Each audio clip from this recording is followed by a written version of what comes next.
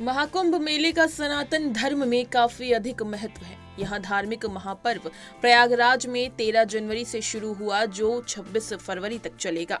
महाकुंभ में अमृत स्नान का खासा महत्व रहा है। इसी सिलसिले में पहला अमृत स्नान हो चुका है। दूसरा अमृत स्नान 29 जनवरी को होगा और तीसरा अमृत स्नान 3 फरवरी को होना है। अमृत स्नान का पहला हक नागा साधुओं को दिया जाता है। नागा साधु भोले शंकर के उपासक माने जाते हैं। महाकुंभ मेले के दौरान स्नान के साथ ही देवी देवताओं की पूजा भी की जाती है। ऐसे में आइए जानते हैं कि किन किन देवी देवताओं की पूजा होती है। महाकुंभ का आरंभ समुद्र मंथन के बाद माना जाता है, जब देवताओं और असुरों ने मिलकर समुद्र से 14 रत्न निकाले थे। इनमें से एक अमृत का कलश था, जिसे लेकर देवों और असुरों के बीच युद्ध छिड़ गया। माना जाता है कि युद्ध के दौरान अमृत कलश से कुछ बूंदें पृथ्वी पर जा गिरी थी, जिस कारण महाकुंभ का आरंभ हुआ। हालांकि समुद्र मंथन में सबसे पहले हलाहल विष निकला था, जिसके बाद चारों ओर हाहाकार मच गया था।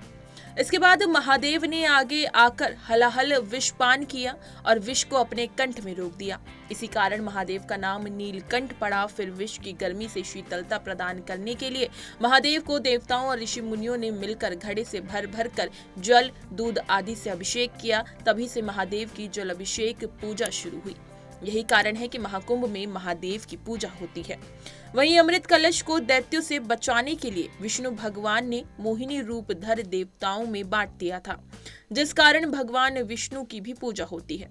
विष्णु भगवान के साथ माँ लक्ष्मी की भी पूजा का विधान है। इसके साथ ही महाकुंभ में माँ गंगा की भी पूजा होती है। महाकुंभ का दूसरा शाही स्नान नजदीक आ रहा है। अब तक 9.24 करोड़ से अधिक लोग महाकुंभ स्नान कर चुके हैं। स्नान के साथ साथ पूजा भी की जाती है।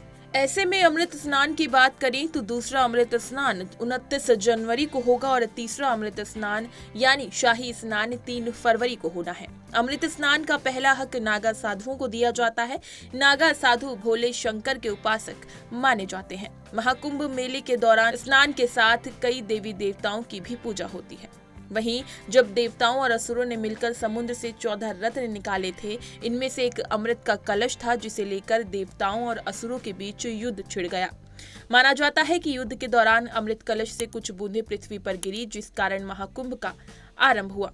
इसके बाद महादेव ने आगे आकर विषपान किया और विष को अपने कंठ में रोक दिया। इसी कारण महादेव का नाम नीलकंठ पड़ा।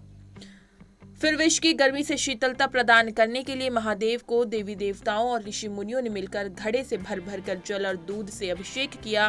तभी से महादेव की जल अभिषेक पूजा शुरू हुई और यही कारण है कि महाकुंभ में महादेव की पूजा होती है। इसी तरह की तमाम खबरें और महाकुंभ से जुड़ी लेटेस्ट अपडेट्स के लिए बने रहिए हमारे साथ और देखते रहिए punjabkesari.com।